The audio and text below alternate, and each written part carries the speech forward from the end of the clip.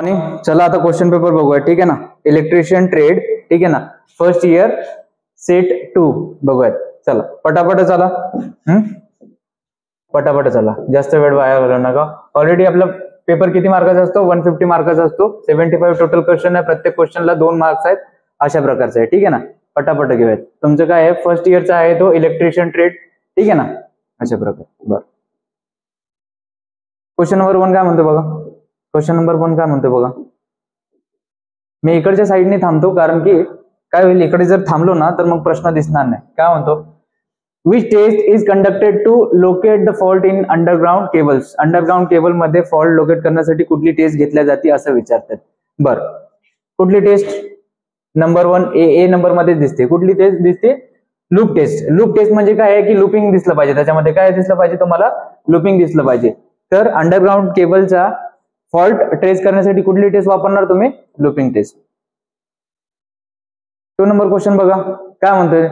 What is the number 1.40 represent if the standard conductor is designated as 7.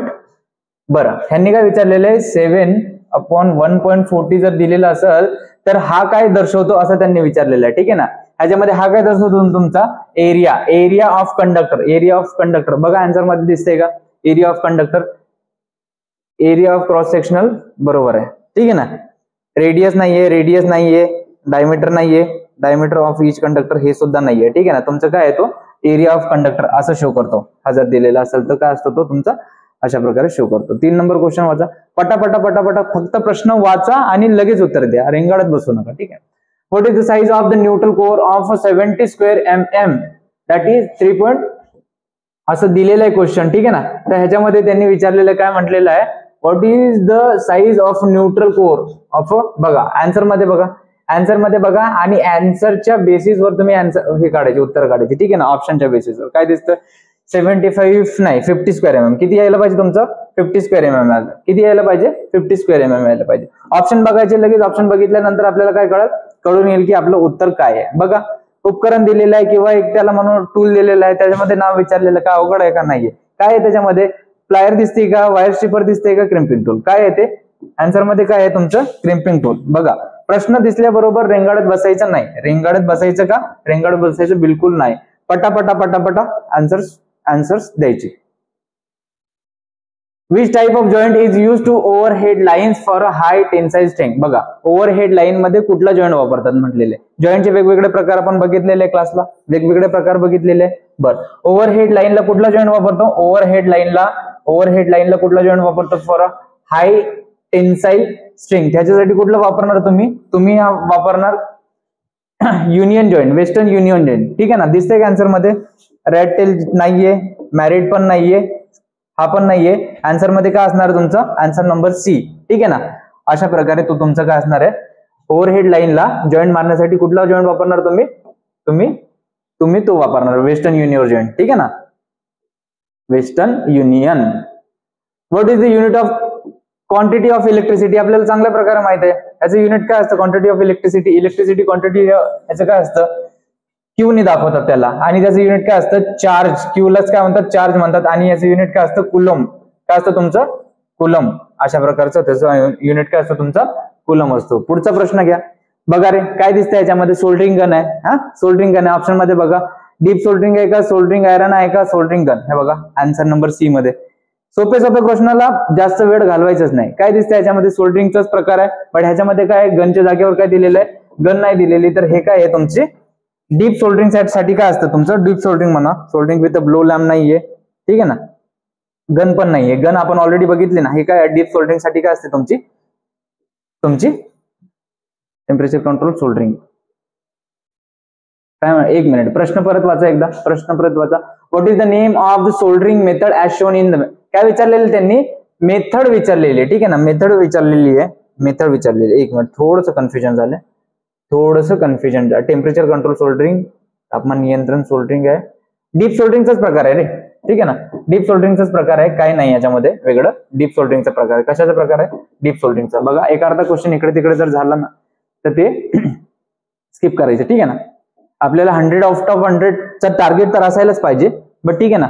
सगळ्या गोष्टी काय होतं आपल्याला हे आहे की बाबा आता ऐन टाइम मध्ये जास्तीत जास्त स्कोर केलं पाहिजे आणि जास्तीत जास्त कसं केलं पाहिजे, आपल्याला बाबा पॅटर्न समजला पाहिजे, कसे प्रश्न येतात, टॅकल कसे करायचे अशा.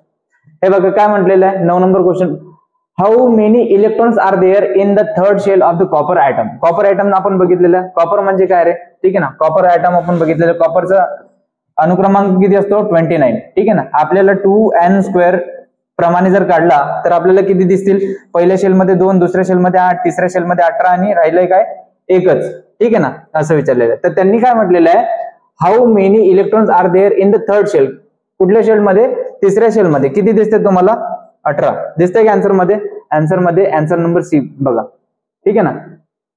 अशा प्रकारे वाचा, what is the formula for the quantity of electricity. क्यूचा फॉर्म्युला काय आहे, क्यूचा फॉर्म्युला आपण बघितलेला आहे, ठीक आहे ना, आपल्याला माहिती आहे क्यूचा फॉर्म्युला काय असतो. क्यूचा formula Q is equal to I into T. हे बघा आन्सर मध्ये कुठला आहे, पहिल्याच प्रश्नामध्ये किंवा पहिल्याच ऑप्शन मध्ये तुम्हाला दिसतंय. सोप्या प्रश्नाला खेळत बसायचं नाही. Which formula is use to calculate the power in a DC circuit. कुठला आहे पॉवरचा फॉर्म्युला, परत हा कशाचा झाला, क्यूचा फॉर्म्युला झाला. पॉवरचा फॉर्म्युला किंवा पॉवरचा बघा, पॉवरचा formula P is equal to V into I, ठीक आहे ना. पॉवर काय असते, व्होल्टेज आणि करंटचं काय असते, गुणाकार असतं. परत एक अजून formula V is equal to I into R, हा ओम्स लॉ प्रमाणे, हा काय पॉवरचा फॉर्म्युला आहे, हा ओम्स लॉ प्रमाणे फॉर्म्युला आहे. आणि हा तुमचा काय आहे, Q is equal to I into T, म्हणजे काय असतो तुमचा चार्ज हा करंट आणि टाइमच्या ह्याच्यामध्ये असतो, गुणाकारात असतो, ठीक आहे ना. अशा प्रकारे पुढचा क्वेश्चन बघा, सामने का क्वेश्चन आहे, what is the advantages of the standard conductor over the solid conductor. बरं, दोन कंडक्टरचे दिलेले, एक स्टँडर्ड कंडक्टर आणि एक काय म्हणतो सॉलिड कंडक्टर. स्टँडर्ड कंडक्टर म्हणजे काय आहे की त्याच्यामध्ये मल्टिपल म्हणजे हे असणार आहे, ठीक आहे ना, तुमचे स्टँडर्ड वायर असणार आहे. आणि सॉलिड कंडक्टर काय असणार आहे, एकच रिजिड बॉडी असणार आहे. बरं, ह्याच्यामध्ये काय असतो तुमचा मोर फ्लेक्झिबल, तो काय असतो तुमचा, तो जो असतो ना फ्लेक्झिबल असतो. एक जर अखंड जर एकच समजा फॉर एक्झाम्पल बेअर कंडक्टर घेतला किंवा कंडक्टर घेतला ना, तर त्याची काय असते फ्लेक्झिबिलिटी कमी असते. आणि जर असे छोटे छोटे साईजचे जर मल्टिपल कंडक्टरचं आपण जर बघितलं किंवा तो जर युज केला तर डेफिनेटली आपल्याला काय फ्लेक्झिबिलिटी त्याची डेफिनेटली चांगली मिळणार आहे, ठीक आहे ना. 13 नंबर क्वेश्चन काय म्हणतो, what is advantages of crimping of a termination. हे बघा, एखाद्या केबलला किंवा एखाद्या समजा ह्याला केबललाच क्रिम्पिंग जर टर्मिनेशनला क्रिम्पिंग केलं तर त्याच्यामध्ये काय बेनिफिट मिळेल. आपल्याला माहिती आहे क्रिम्पिंग कशासाठी युज करतो आपण, क्रिम्पिंग कशासाठी युज करतो की बाबा लूज कनेक्शन नाही राहिला पाहिजे, ठीक आहे ना, लूज कनेक्शन नाही राहिला पाहिजे त्याच्यासाठी आपण युज करतो. आन्सर मध्ये दिसतंय का पहा, आन्सर मध्ये दिसतंय का, इन्क्रीज द व्होल्टेज नाहीच असणार आहे, रिड्यूस द लोड करंट नाहीये, अवॉइड द लूज कनेक्शन, ठीक आहे ना. लूज कनेक्शनला अवॉइड करण्यासाठी तुम्ही काय युज करू शकता, क्रिम्पिंग टूलचा किंवा क्रिम्पिंग टर्मिनल क्रिम्पिंग करण्याचे काय फायदे आहेत त्याच्यामध्ये तुम्ही सांगू शकता. बघा, which part of underground cable is protecting the metallic sheath of against the corrosion. हे बघा ऑलरेडी मी सांगितलेलं आहे, हे एक फॉर्म्युला सांगितलेला होता तुम्हाला मी, हे आमच्या सरांनी मला शिकवलं होतं, मी तुम्हाला शिकवतो, ठीक आहे ना. आमच्या सरांनी शिकवलं होतं, मी तुम्हाला शिकवतो. ह्याच्यामध्ये काय विचारलेलं आहे, ठीक आहे ना. मग इंग्लिश मध्ये जर नाही प्रश्न समजला तर मराठीमध्ये वाचा, ठीक आहे ना. भूमिगत केबल का कौन सा, मराठी नाहीचे सॉरी, हिंदीमध्ये, भूमिगत केबल का कौन सा भाग धातु आवरण के जंग में, हे तर त्याच्यापेक्षा जास्त अवघड आहे, त्यापेक्षा इंग्लिशच वाचा. Which part of the underground cable. बरं, अंडरग्राउंड केबल एक आपल्याला हे मिळालंय, लीड मिळाले. Protecting the metallic sheet, metallic sheet काय असते आपली तुमची, ही असते, ठीक आहे ना. आपण ऑलरेडी सांगितलेलं आहे की ह्याच्या मागं जसं गेलं ना तर ती काय करते, पुढच्याला प्रोटेक्ट करते. तर मग ह्याला प्रोटेक्ट कोण करल, ह्याला प्रोटेक्ट कोण करल, बी करल. बी म्हणजेच काय तुमचं बेडिंग असेल, बी म्हणजेच काय तुमचं 100% बेडिंग आहे. आन्सर मध्ये दिसतंय का बघा, आन्सर मध्ये सर्विंग नाहीये. सर्विंग कशाला करल, सर्विंग आर्मरिंगला प्रोटेक्ट करल, ठीक आहे ना, आर्मरिंगला प्रोटेक्ट करल. बरं, आर्मरिंग कशाला प्रोटेक्ट करल, तर आर्मरिंग काय करल, बेडिंगला प्रोटेक्ट करल. अशा प्रकारचं आहे, ठीक आहे ना. कॉन्सेप्ट सगळेचे सगळे घेणं होणार नाही कारण व्हिडिओ फार लांब होतो. आपण पॅटर्न समजून घेऊ आणि क्वेश्चन कुठले कुठले येतात ते बघायचे, ठीक आहे ना. आपलं पर्पज काय आहे, तर what is the use of deep soldering method. Deep soldering method म्हणजे काय आपण ऑलरेडी बघितली, ती गन सोल्डरिंग नाही म्हणत आहे, मी डीप सोल्डरिंग म्हणतो. डीप सोल्डरिंग जनरली काय करतो, इलेक्ट्रॉनिक्स कंपोनंटच्या पीसीबीला छोटे कंपोनंट्स असतात ना, फॉर एक्झाम्पल रेजिस्टर लावायचं आहे काय समजा तुमचं, तर तसेच जर सेटिंग फॉर एक्झाम्पल तुमच्या मोबाईलमध्ये जर समजा सोल्डरिंग करायची असेल तर त्या टाइम मध्ये काय आहे, डीप सोल्डरिंग काय करतो तुम्ही वापरता, ठीक आहे ना. हार्ड सोल्डरिंग नाही वापरणार, पाइपनिंग द केबल सोल्डरिंग पण नाही वापरणार, soldering miniature component on the PCB, ठीक आहे ना. पीसीबी मध्ये सोल्डरिंग करण्यासाठी कुठली सोल्डरिंग वापरणार तुम्ही, डीप सोल्डरिंग तुम्ही वापरू शकता. सामने का क्वेश्चन बोलो, which is the semiconductor material. Semiconductor material कुठलं आपल्याला माहिती आहे ना, कंडक्टर, सेमीकंडक्टर आणि इन्सुलेटर, तिन्ही पण माहिती आहे आपल्याला. ह्याच्यामध्ये आयडेंटिफाय करायला एकदम सोपं आहे, एकदम सोपं आहे, ठीक आहे ना, एकदम सोपं आहे.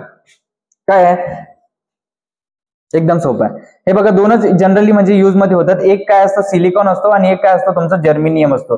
सेमीकंडक्टर म्हणून दोनच म्हणजे मार्केटमध्ये चांगल्या प्रकारे युज होतात, एक सिलिकॉन किंवा जर्मेनियम. आन्सर मध्ये काय दिसते तुम्हाला, जर्मेनियम. म्हणजे सेमीकंडक्टर तुमचं काय आहे, जर्मेनियम आहे, बाकी सेमीकंडक्टर नाहीये. बरं, चित्र दाखवलेलं आहे, याच्यामध्ये साईज सांगा किंवा त्याच्यामध्ये सांगा माप किती एक्झॅक्टली. आपल्याला किती दिसते, डिजिट किती दिसतात बघा, डिजिट किती दिसतात बघा, 4.5 म्हणजे ठीक आहे ना, 4.5. 4.5चा दिसतोय का तुम्हाला आन्सर मध्ये बघा, आन्सर मध्ये बघा, 4.05 तर नाहीच आहे, 4.55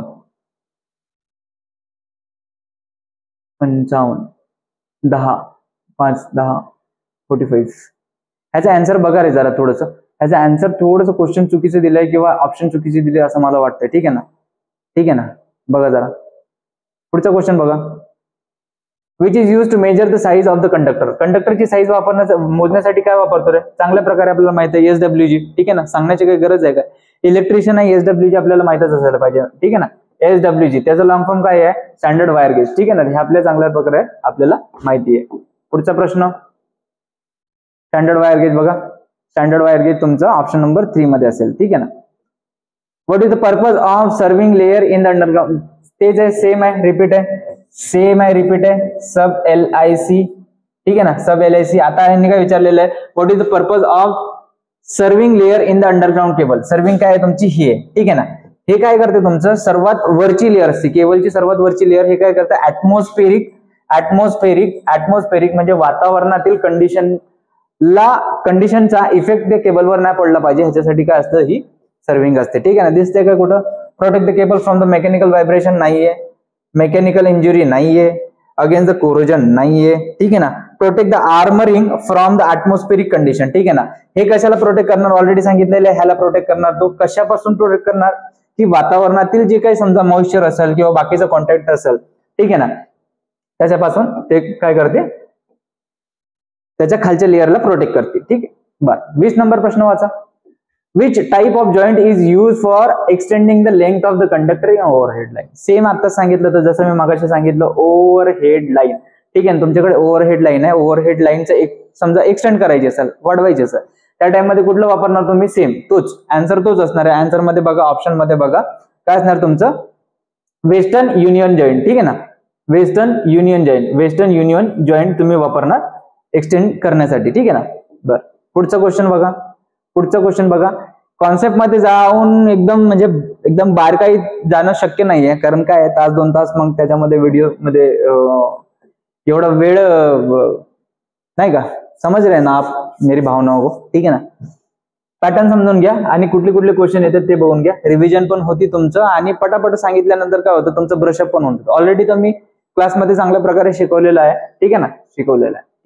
परत काय म्हणतो, what is the effect of a molten solder due to a repeated melting. बरं, एखादा वितळलेला आहे, ऑलरेडी वितळलेला आहे आणि त्याला बार जर वितळलं, त्याच्यामध्ये काय होईल तुमचं टीनचं प्रमाण काय होईल, कमी होईल. त्याच्यामध्ये काय होईल, तुमचं टीनचं प्रमाण काय होईल, टीन कॉन्टेंट रिड्यूस. काय होईल तुमचं, टीन कॉन्टेंट काय होईल तुमचं, रिड्यूस होईल. हे बघा, इंग्लिश मध्ये जर जमत नसेल तर मराठी तर नाहीच ऑप्शन मध्ये, हिंदी मध्ये, पिघले हुए सोल्डर को बार बार पिघलाने से उस पर क्या प्रभाव पडेगा. ठीक आहे ना, एखादा वितळलेला आहे सोल्डर आहे आणि त्याच्यामध्ये बार जर आपण हे करत असाल तर त्याच्यामध्ये काय परिणाम होईल, त्याचा टीन कॉन्टेंट रिड्यूस होईल. ठीक आहे ना, टीन कॉन्टेंट काय होईल त्याच्यामध्ये. पुढचा क्वेश्चन बघा, 22. Which type of soldering method is use for servicing and repairing the electronic item.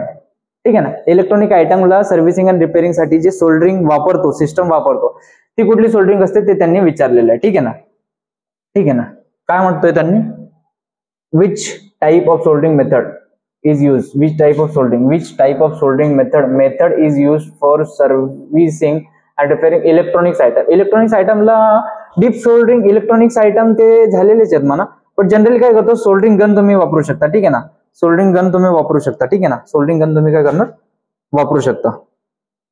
Deep soldering तर पीसीबी मध्ये, इलेक्ट्रॉनिक्स पार्ट मध्ये पण येऊ शकतो म्हणा, बट जर जनरली हे करायचं म्हटलं तर तुम्ही काय करणार, गन वापरू शकता. 23 number 23 number, which method of soldering is use for repairing the vehicle body. Vehicle body बघा मोठी साईज आहे, ठीक आहे ना. ह्याला जर समजा सोल्डरिंग करायची असेल किंवा रिपेअर मेंटेनन्स करायची असेल समजा व्हेकल बॉडीला, तर ते कुठली वापरणार तुम्ही, मशीन सोल्डरिंग वापरणार. कुठली वापरणार तुम्ही, ऑप्शन नंबर डी मध्ये दिसते बघा तुम्हाला, ऑप्शन नंबर कुठला, डी मध्ये हे बघा, तो तुमचं machine. What is the advantages of a solid conductor compared to the standard conductor. Already सांगितलेलं आहे, परत परत सांगण्याची गरज आहे बिलकुल नाहीये, ठीक आहे ना. काय आहे त्याच्यामध्ये, लेस फ्लेक्झिबिलिटी. हाच प्रश्न आहे, मागचा प्रश्न आहे तोच त्यांनी काय केलेला आहे, फिरवून विचारलेला आहे. काय केलेलं आहे त्यांनी, फिरवून विचारलेलं. त्याचा आन्सर काय असणार आहे, लेस फ्लेक्झिबिलिटी. आता ह्यांनी काय विचार, what is the disadvantage of a solid conductor.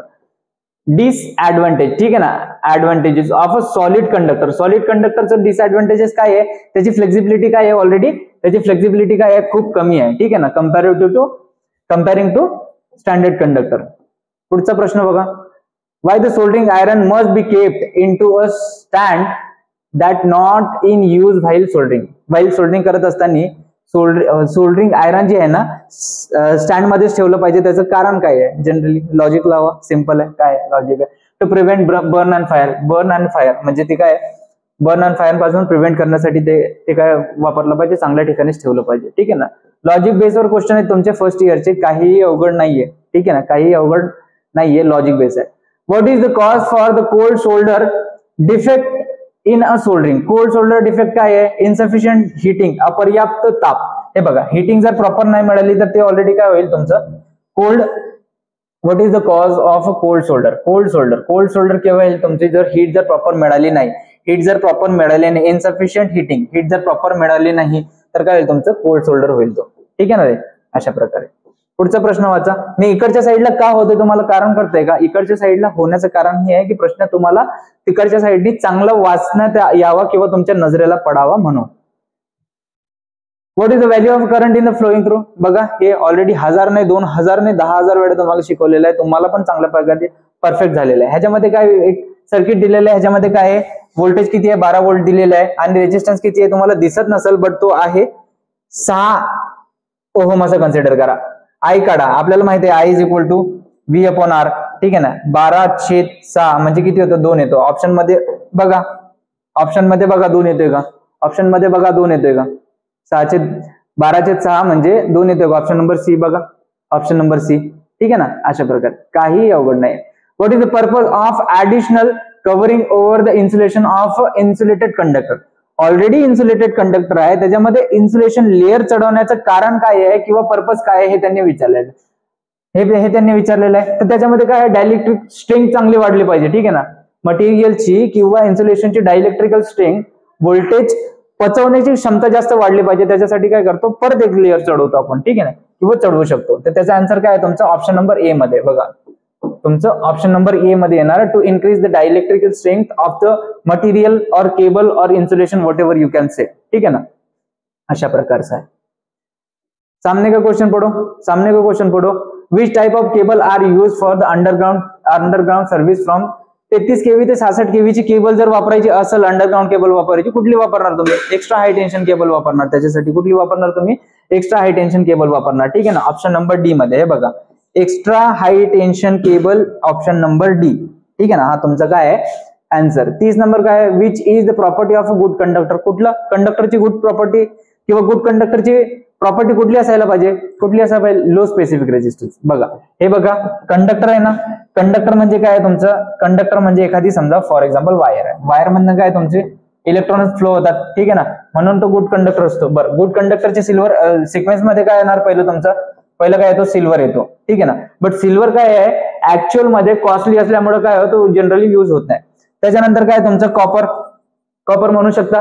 In general जेव्हा आपण युज करतो तेव्हा हा सिक्वेन्स युज करतो ना, गोल्ड वगैरे घेतो का. बरं, सोने आणि चांदी ऑलरेडी एवढे महाग आहेत का तुम्ही ते वापरू शकता का, 1 किलो 2 किलो वापरू शकता का, नाही वापरू शकत. त्याच्यामुळे मग काय नंतर काय आलं तुमचं कॉपर. बरं, कॉपर मध्ये पण ऑलरेडी कॉपर म्हणजे काय तुमचा तांबे, ठीक आहे ना, तांबे हे पण ऑलरेडी कॉस्टली आहे. बरं, मग ह्याला ऑप्शन मध्ये काय येणार तुमचं ऍल्युमिनियम, ठीक आहे ना. अशा प्रकारे इंडस्ट्रीमध्ये कॉस्ट सेव्हिंग पण झालं पाहिजे, ह्या पर्पजने काय असतं, ह्या सगळ्या गोष्टी किंवा ह्या सगळ्या पॅटर्न बघावं लागतं. बरं, त्याच्यानंतर आन्सर मिळाला का तुम्हाला, हा काय म्हणतो त्याने स्पेसिफिक रेजिस्टन्स. गुड कंडक्टर मध्ये फॉर एक्झाम्पल हा तुमचा कंडक्टर जर असेल, ह्याच्यामध्ये काय असलं पाहिजे, ह्याचे मटेरियल कुठलं मटेरियल वापरलेलं आहे. बरं आपण आता बघितलं ना, सिल्वर बघितला, कॉपर बघितला, अल्युमिनियम बघितला, ह्याच्यामध्ये काय असतं, कुठल्या तरी मटेरियल पासून बनलेला असतो ना, मटेरियल असतो तो, ठीक आहे ना, मटेरियल असतो. बरं मटेरियल मध्ये सर्वात जास्त आपण काय बघितलं पाहिजे की बाबा त्याची काय आहे तुमचे स्पेसिफिक रेजिस्टन्सला कसं दाखवतात, रो या अक्षराने दाखवतात. कशाने दाखवतात, रो या अक्षराने दाखवतात. आणि त्याचा फॉर्म्युला असा आहे जनरली R = ρl/a असं आपण त्याला लिहितो. रोला जर काढायचं असेल तर RA करावं लागेल तिकडे, आणि खाली काय येईल तुमचा L येईल, ठीक आहे ना.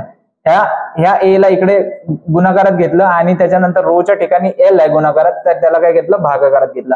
अशा प्रकारे रोचा फॉर्म्युला तुमचा येईल RA/L, ठीक आहे ना. तर गुड कंडक्टरच्या साठी काय आहे, थ्योरी काय आहे त्याची, म्हणते की गुड कंडक्टर साठी स्पेसिफिक रेजिस्टन्स किती असला पाहिजे, त्याचा कमीत कमी असायला पाहिजे. पुढचा प्रश्न, which material is use as a conductor for wiring. कुठलं रे वापरणार, कॉपर वापरणार. ऑप्शन नंबर बी मध्ये बघा, हे बघा सडल्या क्वेश्चन मध्ये वेळ वाया घालवायचा नाही. 32, which layer is provided about the metallic sheath of underground cable. हे बघा परत तेच प्रश्न, लॉजिक विसरायचे नाही. सब LIC, ठीक आहे ना. त्या माझ्या शिक्षकांनी, परत एकदा सांगतो, माझ्या शिक्षकांनी मला शिकवलं होतं, मी तुम्हाला शिकवत आहे, ठीक आहे ना. बरं ह्याच्यामध्ये काय विचारलं, which layer is provided about the metallic sheath underground cable, ठीक आहे ना. मेटॅलिक शीथ काय तुमची ही आहे. कुठली लेअर वापरणार तुम्ही, ह्याच्यावरची लेअर कुठली वापरणार, ही. हे काय आहे, बी म्हणजे काय असतो तुमचा बेडिंग असतो, ठीक आहे ना.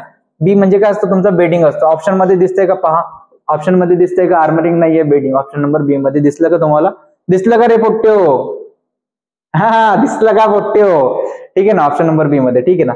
मी मुळातला मराठीचा आहे, मी मुळातला अमरावती शहरातला आहे आणि ही आमची भाषा आहे, ठीक आहे ना.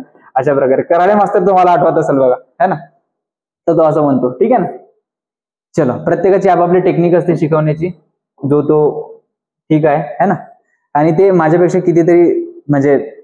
कितीतरी विद्वान आहे, कितीतरी मोठे, ठीक, आपण त्यांच्याबद्दल नाही बोलत, पण चांगला पॅटर्न आहे त्यांचा, मला पण आवडतो, मी पण त्यांचा फॅन आहे, मी पण फॉलो करतो. कांगणे सर, केंद्रे सर, तुमचं त्याच्यानंतर ते कराडे मास्तर, सगळ्यांना मी फॉलो करतो, चांगलं वाटतं मला. त्यांच्यापासूनच थोडंफार काही जर शिकलं असेल ना, तर तेच माझं एक मोठं आहे की चलो इतर गोष्टींमध्ये जाण्यापेक्षा चला EMF, त्यांनी विचारलेलं EMFचं सूत्र, ठीक आहे ना. EMFचं सूत्र, इलेक्ट्रोमोटिव्ह फोर्सचं सूत्र तुमचं काय आहे, ह्याच्यामध्ये EMF म्हणजे काय असतं तुमचा, potential difference plus voltage drop, ठीक आहे ना. व्होल्टेज ड्रॉप दिसतंय का आन्सर मध्ये, ऑप्शन नंबर ए मध्ये तर नाहीच, ऑप्शन नंबर बी मध्ये दिसलं का तुम्हाला, ठीक आहे ना. तुमचा EMF म्हणजे काय असतो, PD प्लस VD, ठीक आहे ना. PD प्लस VD असतो तुमचा. 34 बघा, 34, क्वेश्चन नंबर 34. अरे हे काय जिगजॅग होते बाबा, असं का होतंय, असं करू नकोस म्हणा, ठीक आहे ना. Which law state that the applied voltage in a circuit is equal to the sum of the voltage drop. Already बघितलं यार, किर्चॉफ लॉ मध्ये दोन लॉ आहेत. एक करंटचा लॉ म्हणजे काय आहे, तो सम पॉईंट मध्ये काय असतो, ऑलरेडी करंट 0 असतो, समिंग पॉईंटला ऑलरेडी काय असतो, करंट 0 असतो. आणि व्होल्टेजचं पण तसंच आहे, ठीक आहे ना. ऑलरेडी कुठला आहे मग तो, किर्चॉफ सेकंड लॉ म्हणजे कुठला, किर्चॉफचा व्होल्टेजचा लॉ. दिसतंय का आन्सर मध्ये, ओम्स लॉ नाही सांगत रे, ओम्स लॉ सांगतंय का, बिलकुल नाही सांगत. लो रेजिस्टन्स लॉ नाहीच आहे. किर्चॉफ फर्स्ट लॉ कशाचा असतो तुमचा, करंटचा असतो, तो पण नाहीच आहे. दुसरं काय आहे, किर्चॉफ सेकंड लॉ कशाचा असतो, व्होल्टेजचा असतो. व्होल्टेजचा लॉ आहे का, तोच आहे. आन्सर मध्ये काय आहे, तोच आहे. 35 क्वेश्चन नंबर बघा रे, what is the formula for the equivalent resistance. काय विचारलेलं आहे त्यांनी, formula for equivalent resistance. Equivalent RT of a 3 resistor R1, R2, R3 are connected. कशामध्ये कनेक्ट केलेले आहेत, कशामध्ये वाढानं कटिंग केलेले, पॅरलल मध्ये. बरं आपल्याला माहिती आहे ऑलरेडी, सिरीज मध्ये कनेक्ट केल्यानंतर काय होईल, R1, R2, R3 अशा प्रकारे माहिती आहे. बरं ह्याचा RT जर काढायचा असेल तर काय होईल, R1 plus R2 plus R3, ठीक आहे ना. जनरल आहे, एकदम इझी आहे, ठीक आहे ना. हे सिरीज सर्किटचं आहे, हे कशाचं आहे, फक्त सिरीज सर्किटचं आहे, ठीक आहे ना. पॅरलल मध्ये काय होईल, तुम्हाला परत सांगतो दुसरं. पॅरलल मध्ये काय होईल, फॉर एक्झाम्पल सर्किटचं घे, पॅरलल मध्ये घे सर्किटचं घे. हा तुमचा R1 आहे, हा तुमचा R2 आहे आणि हा तुमचा R3 आहे, ठीक आहे ना.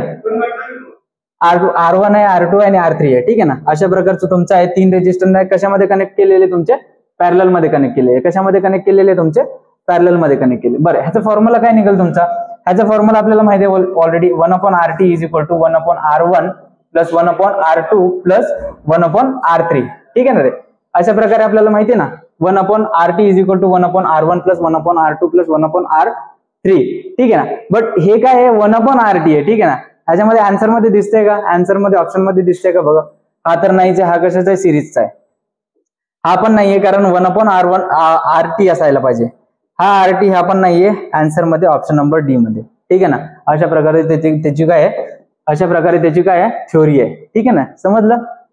समजलं का, समज में आया क्या. बर, अजून काय विचारते ह्याच्यामध्ये त्यांनी, और काय विचारलेलं आहे बघा. एक सर्किट दिलेलं आहे. सर्किट मध्ये त्यांनी काय विचारलेलं आहे, what is the reading of ohm meter. Ohm meter हे बघा कुठे दिले, ओहम मीटरची रीडिंग काय म्हणतो, R2 ला रेजिस्टरला कनेक्ट केलेला आहे. R2 रेजिस्टर कुठे दिसतोय तुमचा, हाय. आणि हा काय आहे, ओपन सर्किट आहे. ठीक आहे ना, ओपन रेजिस्टर आहे. ठीक आहे ना. ह्याच्यामध्ये दिसतंय का तुम्हाला ओपन रेजिस्टर आहे. बरं, ओपन रेजिस्टर असल्यानंतर त्याच्यामध्ये काय त्याची मिळेल का, ओहम किंवा व्हॅल्यू मिळेल का, डेफिनेटली नाही मिळणार. ओपन रेजिस्टर आहे ना, तो ओपन रेजिस्टर आहे. तर त्याच्यामध्ये ओहम मीटर मध्ये व्हॅल्यू मिळणार नाही. म्हणजे काय मिळेल व्हॅल्यू, त्याच्यामध्ये 0 व्हॅल्यू मिळेल. व्हॅल्यू कुठली मिळेल, इंडिकेट 0 रीडिंग. काय दिसणार आहे तुम्हाला त्याच्यामध्ये, काय दिसणार आहे तुम्हाला त्याच्यामध्ये, इंडिकेट 0 रीडिंग. 0 रीडिंग तुम्हाला काय करत, तो दाखवाल. ठीक आहे ना. अशा प्रकारे. बर, परत बघा काय म्हणतो, what is the name of. हे बघा एक काहीतरी सिम्बॉल दाखवलेला आहे किंवा एक चित्र दाखवलेलं आहे, त्याच्यामध्ये विचारलेलं आहे what is the name of the resistor as shown in the figure. बरं, कुठलं रेजिस्टर आहे त्याच्यामध्ये त्यांनी विचारलेलं आहे. आपल्याकडे किती प्रकारचे वायर वाउंड आहे, मेटल वाउंड आहे, त्याच्यानंतर काय कार्बन रेजिस्टर आहे. ह्याच्यापैकी कुठला दिसतोय तो तुम्हाला बघायचा. तर हा कुठला आहे तुम्हाला, हा कुठला आहे, जनरली वायर वाउंड रेजिस्टरचं काय आहे तुमचा चित्र आहे. कशाचं आहे, वायर वाउंड रेजिस्टरचं काय तुमचा चित्र आहे. कशाचं चित्र आहे, वायर वाउंड रेजिस्टरचं चित्र आहे. ठीक आहे ना. अशा प्रकारे. पुढचा क्वेश्चन घे. 38 नंबर काय म्हणतो, which material is having the negative temperature coefficient property. बर, आपल्याला किती टेम्परेचर कोएफिशियंटचे किती प्रॉपर्टीज आपल्याला माहिती आहेत किंवा किती माहिती आहेत आपल्याला. एक काय असतो तुमचा PTC, एक काय असतो NTC आणि एक काय असतो ZTC. बर, PTC NTC ZTC ह्याचा अर्थ काय होतो, P म्हणजे काय पॉझिटिव्ह, P म्हणजे काय पॉझिटिव्ह, N म्हणजे काय निगेटिव्ह. ठीक आहे ना, निगेटिव्ह. आणि Z म्हणजे काय आहे, 0 म्हणा. ठीक आहे ना, 0 टेम्परेचर कोएफिशियंट. बरं, PTC मध्ये काय येणार तुमचे, ऑल कंडक्टर्स येणार. करेक्ट आहे का, ऑल कंडक्टर्स येणार. बरं, NTC मध्ये काय येणार तुमचं, NTC मध्ये काय येणार तुमचं, सेमीकंडक्टर येणार. काय येणार तुमचं NTC मध्ये, सेमीकंडक्टर येणार. ठीक आहे ना. काय येणार तुमचं NTC मध्ये, सेमीकंडक्टर. आणि ZTC चे फक्त 2च एक्झाम्पल आहे. ठीक आहे ना रे, जे मला माहिती आहे. एक काय तुमचं मॅग्नीन आणि एक काय असतो कॉन्स्टंटन वाटतं. ठीक आहे ना, कॉन्स्टंटन का काहीतरी आहे. असे 2च मटेरियल माझ्या माहितीस्तोर आहे. ठीक आहे ना. अशा प्रकारे. चला 2-3च क्वेश्चन राहिलेले आहेत फक्त. किती 38 झालेला. टेक्निकल पार्ट ऑलमोस्ट खतम झालेला आहे. फक्त 12 प्रश्न राहिलेले. पटापट 2 मिनिटं. बरं, ह्याचा आन्सर तुम्हाला सांगायचं म्हटलं तर काय आहे तुमचा, मायका आहे. NTC मध्ये काय येतो, negative temperature coefficient of resistance मध्ये काय येतो तुमचा, मायका येतो. 38 नंबर बघा, 39 नंबर बघा. हे बघा रे, डेसिमल फ्रॅक्शन पर्सेंटेज मध्ये त्यांनी विचारलेलं आहे. ह्या फ्रॅक्शनला काय आहे 0.456 इंटू 100 केल्यानंतर काय येईल तुमचं पर्सेंटेज मध्ये येईल. बरं, हे 2 शून्य आहे, त्याच्यानंतर 45.6 करा. 45.6 पर्सेंटेज मध्ये आलं ना तुमचा आन्सर. ठीक आहे ना रे, आलं ना तुमचा आन्सर. बघा काय दिसतंय का आन्सर मध्ये, 44. हा, हेच आहे ना ऑप्शन ए मध्ये. ऑप्शन ए मध्ये 45.6 दिसतोय तुम्हाला, तोच काय आहे तुमचा आन्सर आहे. परत बघा ह्यांनी काय विचारलेलं आहे, एक संख्या दिलेली आहे, त्याच्यामध्ये त्याचा वर्ग विचारलेला आहे. बरं, वर्ग करत असताना आपण काय करत असतो, फॉर एक्झाम्पल आता आपल्याला संख्या दिलेली 0.01 चा वर्ग. ठीक आहे ना. बरं, ह्याच्यामध्ये 0च्या नंतर किती डिजिट्स आहेत, 2 डिजिट आहे. त्याचा वर्ग करायचा आहे. म्हणजे काय करायला लागेल, 0च्या खाली वर्ग करायला लागेल. म्हणजे काय, त्याचं डबल करायला लागेल. 1, 2, 3 आणि 1 अशा प्रकारे तुमचं काय असणार आहे, आन्सर असणार आहे. ऑप्शन मध्ये दिसते का, कुठल्या ऑप्शन मध्ये दिसते, ऑप्शन नंबर बी मध्ये. ऑप्शन नंबर बी मध्ये दिसते बघा. पुढचा क्वेश्चन घे 41 नंबरचा. Which metal contains iron as a major content. Iron म्हणजे काय तुमचं, लोखंड. कुठलं मटेरियल ज्याच्यामध्ये लोखंड कॉन्टेंट जास्त असलं पाहिजे, फेरोमॅग्नेटिक मटेरियल किंवा फेरस मटेरियल. ठीक आहे ना. What is the term as the quantity of matter contain in a body. हे बघा काय विचारलेलं आहे, what is the term as the quantity, quantity ठीक आहे ना, त्यांनी काय विचारलेलं आहे, quantity of matter contains in a body. हा काय असतो तुमचा मास असतो, जनरली काय असतो तुमचा मास असतो तुमचा. बघा आन्सर मध्ये दिसतंय का, डेन्सिटी नाहीये, व्हॉल्यूम नाहीये, मास. ऑप्शन नंबर सी मध्ये, ऑप्शन नंबर सी दिसला का तुम्हाला, ऑप्शन नंबर सी मध्ये तुम्हाला दिसणार आहे. ठीक आहे ना. सामनेचा पुढचा क्वेश्चन घ्या, सामने का क्वेश्चन लो. फक्त 2 आणि 3 क्वेश्चन राहिलेले आहेत, फक्त 2 आणि 3 क्वेश्चन राहिलेले आहेत. ठीक आहे ना रे, गडबड करायची नाही, गडबड करायची का, गडबड बिलकुल पण करायची नाही. 43 ऑलरेडी झालेला आहे, पटापट आन्सर द्यायचे पण. ठीक आहे ना, साध्या सिंपल क्वेश्चन मध्ये गडबड बसायचं नाही. कुठं पण जिथं काय काम करत असतं ते काम तिथंच ठेवायचं तुम्ही. ठीक आहे ना, गडबड करायची नाही. ठीक. What is called mass per unit volume of a substance. हा काय असतो तुमचा डेन्सिटी असतो. ठीक आहे ना रे, हा काय असतो तुमचा डेन्सिटी असतो. चिल्लर प्रश्नाला खेळत बसायचं नाही. चिल्लर प्रश्नाला खेळत बसायचं का, चिल्लर प्रश्नाला बिलकुल खेळत बसायचं नाहीये. ठीक आहे ना.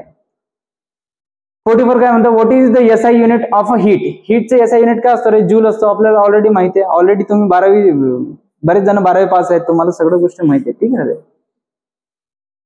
पुढचा क्वेश्चन घे. हे बघा काय एक चित्र दाखवलेलं, कशाचं सिम्बॉल आहे विचारलेलं त्यांनी. बघा ऑप्शन मध्ये बघा आणि तुम्हाला हे कळून येईल. ठीक आहे ना. ग्लास आहे, स्टील आहे, लीड आहे, स्टील आहे, ग्लास आहे, पोर्सिलिन आहे. काय आन्सर मध्ये बघा काय दिसते तुम्हाला, बघा बरं.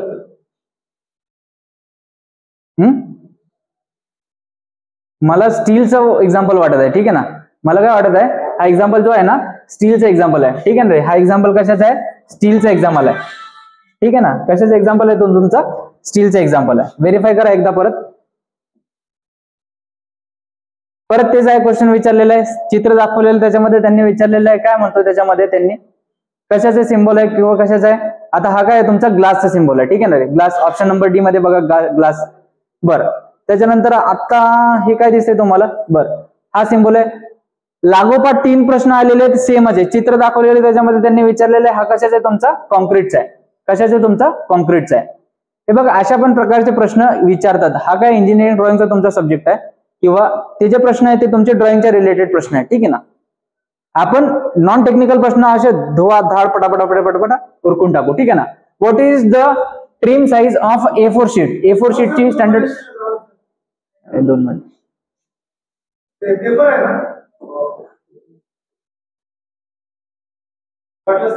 ठीक आहे, एकच प्रश्न राहिलेला आहे. ठीक आहे ना याच्यामध्ये, ठीक आहे अशा प्रकारचे. ठीक आहे ना, 50 प्रश्न झालेले आहेत. सिंपल प्रश्नांमध्ये जास्त हे नाही करायचं. ठीक आहे ना, अशा प्रकारे. ठीक आहे ना, नॉन टेक्निकल नंतर पाहू.